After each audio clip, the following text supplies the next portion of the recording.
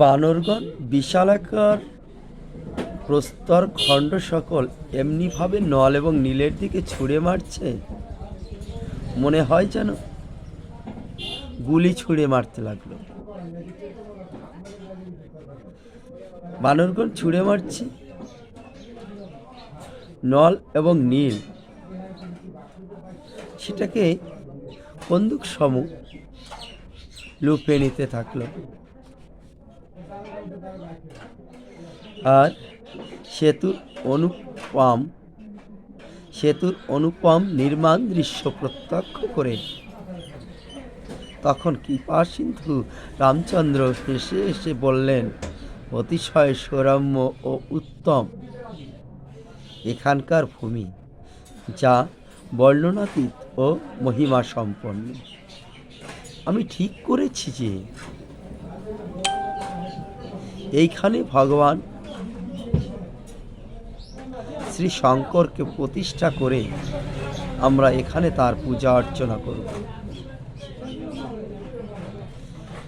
প্রভু শ্রী রামচন্দ্রের সংকল্পের কথা শ্রবণ করে বানররাজ সুগ্রীব দ্বারা বহু দূত চতুর্দিকে প্রেরণ করা হলো। দূতগণ ছুটে গেল, দূতগণ শ্রেষ্ঠ মুনি ঋষিদের সেইখানে নিয়ে এলো। সেইখানে শিবলিঙ্গ প্রতিষ্ঠা করে উত্তম রূপে পূজা অর্চনা করা হলো শিবলিঙ্গে। অতঃপর শ্রী ভগবান বলে উঠলেন, কে বললেন? প্রভু রামচন্দ্র বললেন, দেবাদিদেব মহাদেব সম প্রিয়, দেবাদিদেব মহাদেব সম প্রিয় আমার এ জগতে আর কেউ নেই। কি বললেন? আমাকে ভক্তি করেও যদি কেউ শিবদ্রোহ করে, আমাকে ভক্তি করেও যদি কেউ শিবের বিদ্রোহ করে, শিবের সাথে খারাপ আচরণ করে, শিবকে ভজনার করে, তারা কিন্তু কখনো আমাকে লাভ করতে পারে না। আরো বললেন, শ্রী শঙ্কর বিমুখ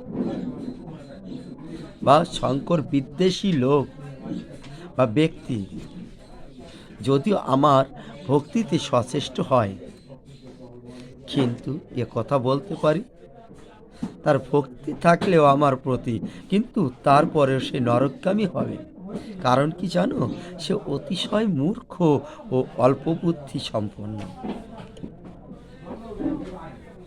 যে ব্যক্তি ভগবান শ্রী শঙ্কর ও আমার মধ্যে একজনের উপর প্রীতি ধারণ করে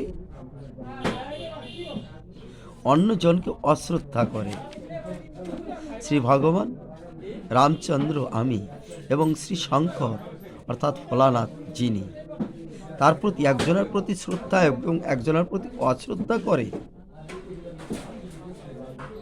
সে কি করবে জানো? সে কল্পলোক পর্যন্ত বা কল্পকাল পর্যন্ত ঘোর নরকে বাস করবে।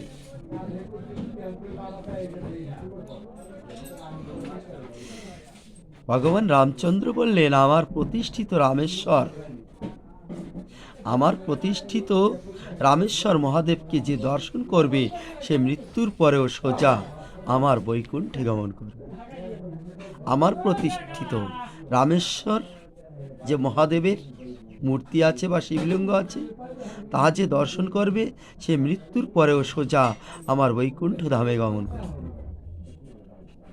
আর যে গঙ্গা জল বয়ে এনে রামেশ্বরের জলাভিষেক করবে, যে ব্যক্তি গঙ্গা জল বয়ে এনে রামেশ্বরের জলাভিষেক করবে, সে সাযুজ্য মুক্তি লাভ করবে, অর্থাৎ আমার সঙ্গে সে বিলীন হবে। যে ব্যক্তি ছল চাতুরি পরিহাস করে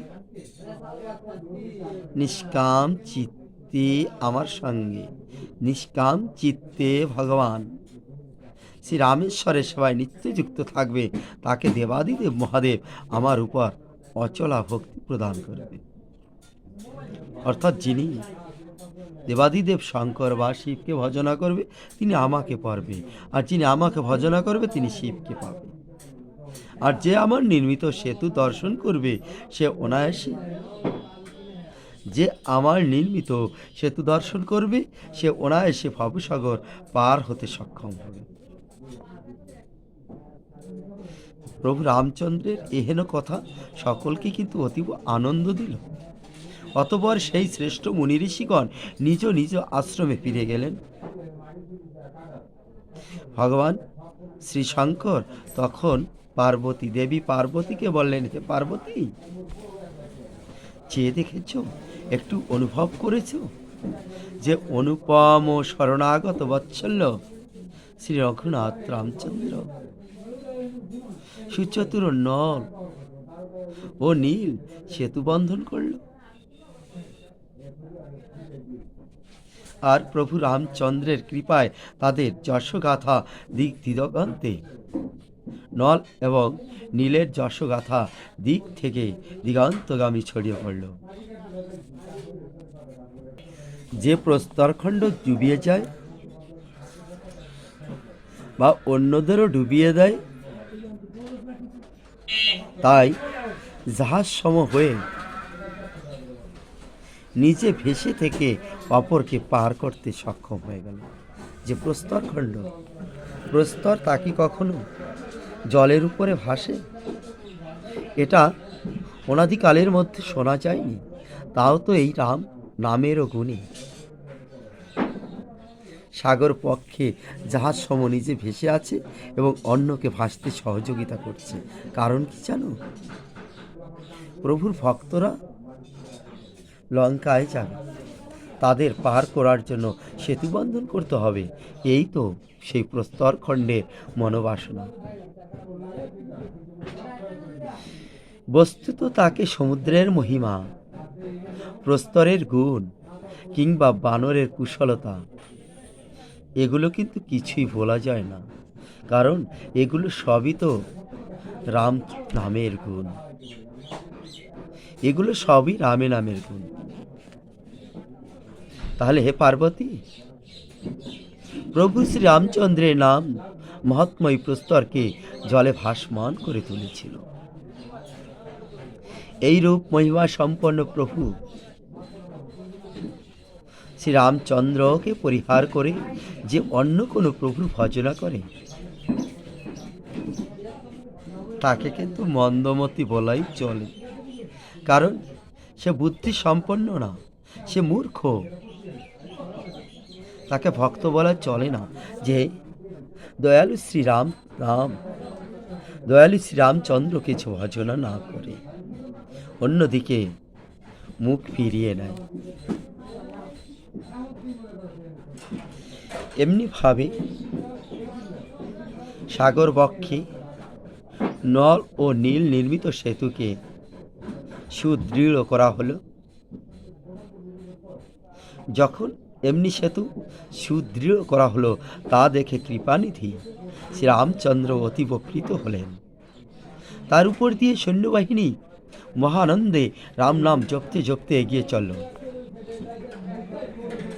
তারা যখন যে এগিয়ে চলছে এ ভাব বলে বোঝানো যাবে না। আপনি যদি চর্মচক্ষে দর্শন করেন, হৃদয় দিয়ে অনুভব করেন, তাহলে বুঝতে পারবেন তখন তাদের মনের ভাবটা কেমন ছিল। লঙ্কা অভিমুখে গমনকালে মর্কট সৈন্যবাহিনী গর্জন করছিল আর প্রভু রামচন্দ্রের কথা স্মরণ করছিল।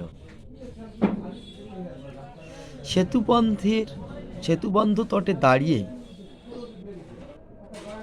সেতু যেখানে বদ্ধ করা হচ্ছিল তার তটে দাঁড়িয়ে, পাশে দাঁড়িয়ে কৃপানিধি শ্রী রঘুনাথ বিশাল সমুদ্রের ব্যাপ্তি প্রত্যক্ষ করতে লাগলেন, সমুদ্রকে নিরীক্ষণ করতে লাগলেন, দেখতে লাগলেন।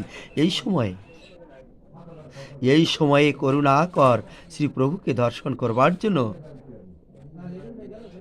জলচর প্রাণী সকল জলের উপরে ভেসে উঠল।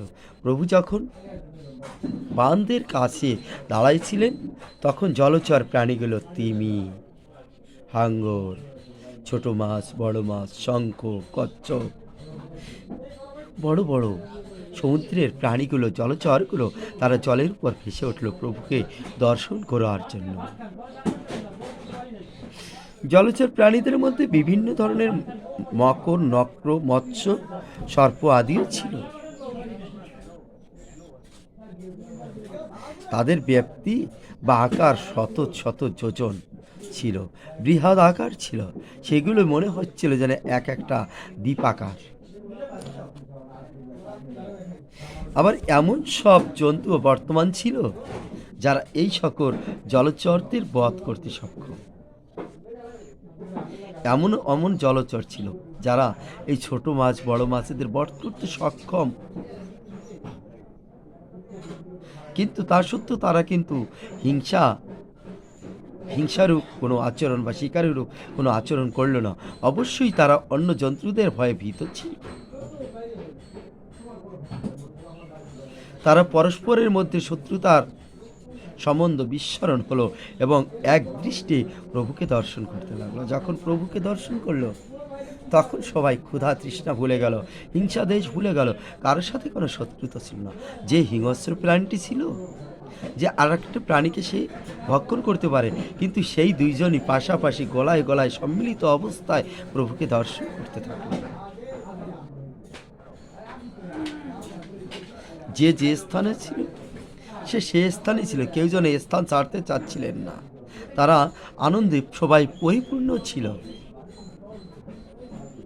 তাদের অন্তরের সুখ তাদের আর ধরছিল না। এত বেশি সংখ্যায় তারা এসেছিল যে তখন সমুদ্রের জলও দেখা যাচ্ছিল না। শ্রী ভগবানের রূপ প্রত্যক্ষ করে তারা মুগ্ধ হয়ে গিয়েছিলেন। প্রভু রামচন্দ্রের রূপ দর্শন করে তারা তখন মুগ্ধ হয়ে গিয়েছিলেন। প্রভু শ্রী রামচন্দ্রের অনুমতি নিয়ে মর্কট সৈন্যবাহিনী অর্থাৎ বানর সৈন্যবাহিনী সম্মুখ দিকে মধুর রাম নাম জপ করতে করতে এগিয়ে চললেন।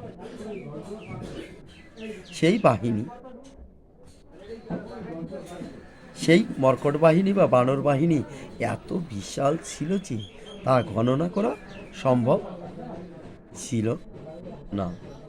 জয় শ্রীরাম, জয় জয় রঘুপতি রাঘব সীতা রাম।